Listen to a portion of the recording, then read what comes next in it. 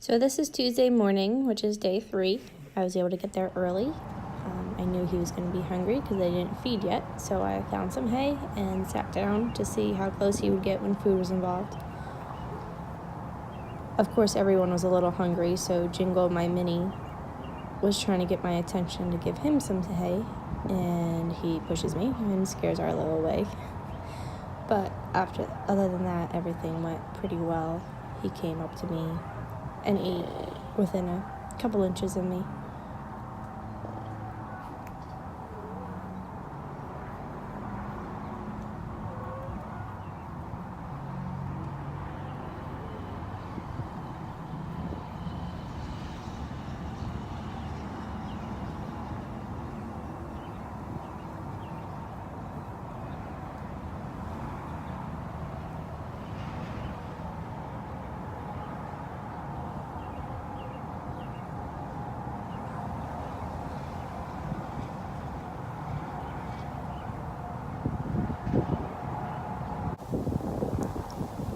So once he finished the little bit of hay I brought him, I wanted to also try to approach him again without food as a lure. He did good right there, taking a couple steps up towards me.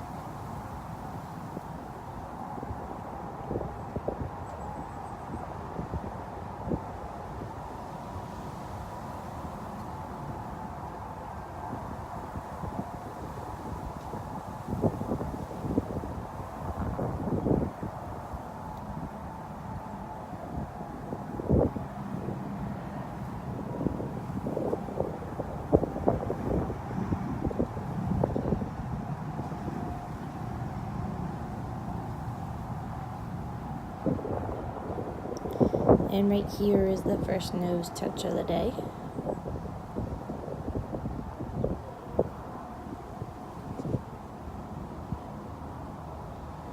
Oh, buddy.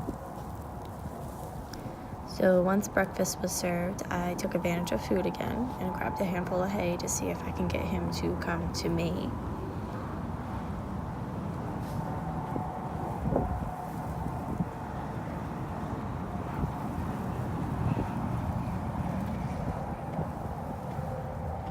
He was definitely stretching as far as his neck and nose would go at first, but towards the end I was able to keep my hand kind of right up against my body, and he was coming up and eating from my hand.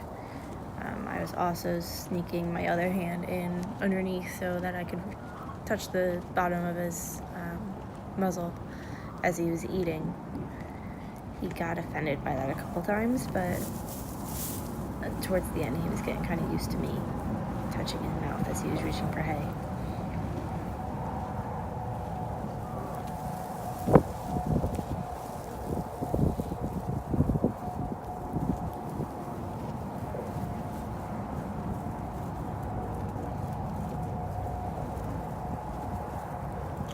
And if you see the traffic in the background, that is actually the New Jersey Turnpike. So we get a lot of traffic noise, honking, the occasional tractor-trailer tire exploding.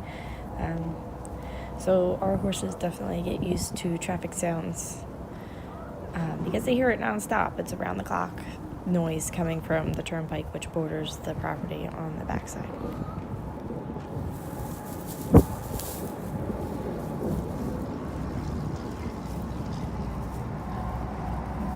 So this is day 4, Wednesday morning. I wanted to put this little clip in here just to show what kind of distractions we're dealing with while Arlo's also trying to get used to me being in his personal space. One of the dogs that lives on the farm came wandering in.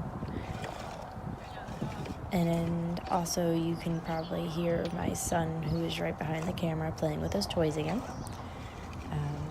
A couple times he makes a loud noise with one of his toys, which spooks Arlo a little bit. So in addition to me trying to come up and touch him, which is a big deal in itself. He has dogs and kids playing nearby as a distraction.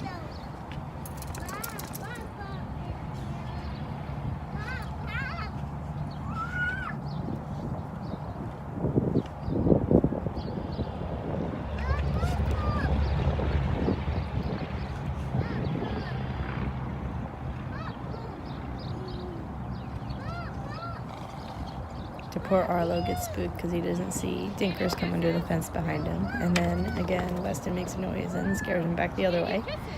But he comes back around quickly, luckily.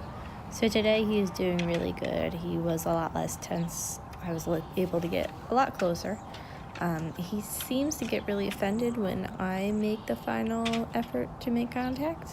It has to be all on his terms, so I'm trying really hard to not reach that final half an inch to touch his nose, and he seems to be appreciating that a little bit. So one thing I started doing the day before that I didn't get on film was I kind of added a new role to our little game that we're playing. I noticed that he's starting to kind of like brush me off and turn around and try to leave, which is fine. I'm okay with him walking away from me as long as his focus is still on me. So right here he turns and his butt's towards me, so I hit my hand against my leg to make a sound that startles him, just to let him know that that's not what I want.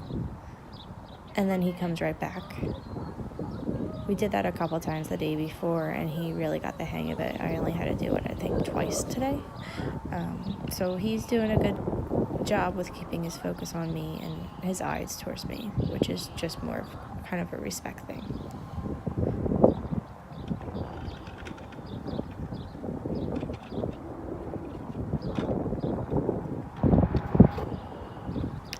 In this video here, it kind of looks like I am touching his nose, but I actually didn't make contact with him at all today. One thing I did try to add in was I started petting the air around his head just to get him used to seeing my hand move when it's close to his face.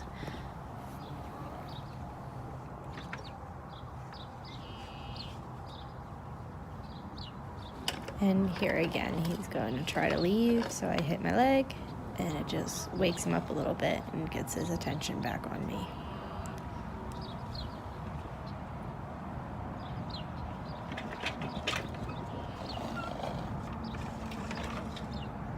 And this poor guy is putting up with a lot. You can hear how loud Weston is with his toys. So whoever gets him, well, hopefully you have kids, because he's going to be nice and desensitized to them.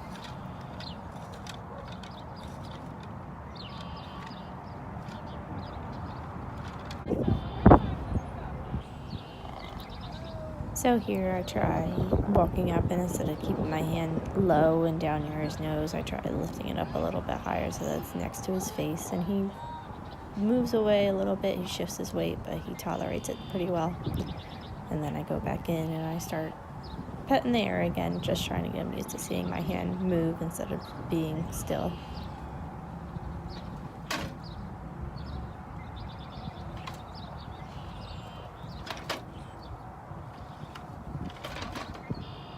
So it was a short day. I was out there maybe 15 to 20 minutes at most. He's very comfortable with me being close to his face, but he's still not really willing to allow me to make contact.